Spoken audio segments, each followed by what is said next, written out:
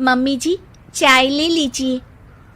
अरे कलमुही, तेरे हाथों से तो चाय पीते हुए भी डर लगता है, कहीं इससे तेरा रंग मुझ पर ना चढ़ जाए। अगर इन्हें इतनी ही शर्म होती तो मेरे इतने हैंडसम भाई को इस तरह फंसाती नहीं। बानी और शिवम की लव मैरिज हुई है। बानी के ससुराल में उसकी ननद और सास हैं, जिन्हें अपने गोरे रंग पर बहुत गुरूर होता है, जिस वजह से वो बानी को सिर्फ उसके सांवले रंग की वजह से नापसंद करती है और हमेशा उसे ताने सुनाती रहती हैं। बानी उनकी सभी जली कटी बातें सुनकर चुपचाप वहां से चली जाती है। तुम माँ और छोटी को कुछ बोलती क्यों नहीं? मम्मी जी बड़ी हैं, हर छुटकी ना समझ, इस तरह उन्हें उल्टा जवाब देना सही नहीं। मेरी जिम्मेदारी उनकी सेवा करना है, जो मैं पूरे दिल से हमेशा करती रहूंगी। ऐसा बोलकर बानी रसोई में जाकर रात के खाने की तैयारी करने लगती है। रात को खाना खाते हुए बानी की सास उसे कहती है, कल मैंने अपनी फ्रेंड्स के साथ किटी पार्टी रखी है, समय से सारा खाना बना देना और अपना मनहूस चेहरा लेकर ज्यादा उनके सामने मत आना, समझी? माँ, बानी आप दोनों की कितनी परवाह करती है, फिर भी आप उससे इतना बुरा व्यवहार क्यों करती हैं? अरे एक तो लव मैरिज करके इस कलमुही को हमारे सर पर लाकर बिठा दिया और अब हम इसे कुछ बोल भी नहीं सकते क्या?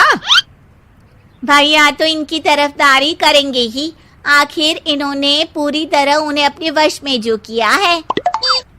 जिसे जो करना है करे, बस कल मेरा सारा काम समय पर हो जाना चाहिए। इस पर सब खाना खाकर सोने चले जाते हैं और अगले दिन बानी जल्दी उठकर सास की किटी पार्टी के लिए तैयारियां शुरू कर देती है, जिस पर पार्टी शुरू होने के बाद सास की सहेलियां कहती हैं, अरे वाह री, तेरी बहू ने तो बड़े स्वादिष्ट समोसे बनाए हैं। हाँ भाई, रंग कैसा भी हो, खाना बनाने में बिल्कुल अन्नपूर्णा है। अरे इसकी भी क्या बात करनी, मेरी बेटी से मिलो, इसकी सुंदरता के आगे तो उर्वशी रंभा भी फेल है। उर्वशी रंभा को तो फेल कर देगी, पर क्या अन्नपूर्णा बन पाएगी? अरे इसे काम करने की क्या जरूरत, उसके लिए बानी है तो, और मैं तो इसकी शादी भी किसी नौकर चाकर वाले घर में ही करूंगी। बानी वापस रसोई में चली जाती है और किटी पार्टी चलती रहती है। उसी रात को बानी की सास गुस्से में चिल्लाते हुए अपने कमरे से बाहर निकल कर आती है। हाय रे, चोरी हो गई, मेरे पैसे, पक्का पक्का इस कलमुही की वजह से हुआ है ये सब। अरे क्या हुआ माँ, कौन सा आसमान टूट गया? अरे आसमान तो उसी दिन टूट गया था जब तू इस कलमुही से शादी करके इसे घर में ले आया था। खुद तो आई ही, अपने साथ साथ मनहूसियत का काला साया भी मेरे घर ले आई। अरे हुआ क्या माँ? अरे मेरी तिजोरी में रखे पैसे कहीं गायब हो गए, सुबह ही देखा, अरे यहीं रखे थे। क्या आप मुझ पर चोरी का इल्जाम लगा रही हैं? अरे काली बिल्ली पर भी क्या कोई मनहूसियत का इल्जाम लगाता है? ऐसा बोलकर बानी की सास वहां से चली जाती है, जिसके बाद शिवम और बानी बात करने लगते हैं। देखो, मम्मी की बात का बुरा मत मानना, वो बस परेशान है ना, इसलिए कुछ भी बोल गई।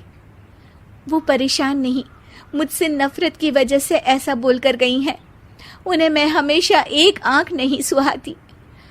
देखो बानी, अगर तुम चाहो तो हम दूसरा घर लेकर वहां शिफ्ट कर सकते हैं। आखिर तुमसे प्यार करके तुम्हें अपनी जिम्मेदारी पर इस घर में लेकर आया हूं, इस तरह टॉर्चर नहीं होने दे सकता। अगर आप साथ हैं तो मुझे किसी चीज की टेंशन नहीं, और आखिर वो हमारी बुजुर्ग हैं, हम उन्हें और छुटकी को इस तरह अकेले छोड़कर कैसे जा सकते हैं?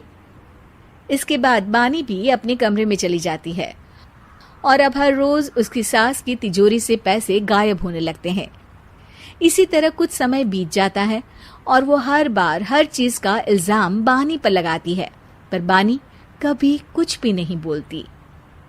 कलमुही नास पीटी, बहू को घर की लक्ष्मी बोलते हैं, ये तो पनौती बनकर आई है, पनौती।